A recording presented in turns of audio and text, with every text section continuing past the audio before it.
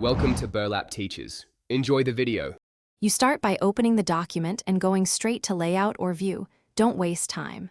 Once there, switch to Print Layout or Page Break Preview so you can see where automatic breaks fall and why they occur.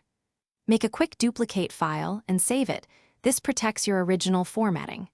Now, select the area around a break to act on it. Click and drag the ruler or edge. These first actions let you control placement rather than guess where the software inserted a split.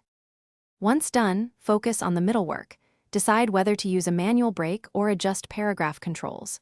Insert a page break to force paging, or use Keep with Next and keep lines together to control flow without hard breaks.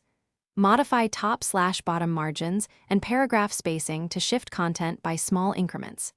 If you need different headers or column layouts, insert a section break, because section breaks isolate page settings. Make each change, then preview and print layout to finish. Inspect the whole document in print preview and confirm each break is where you want it.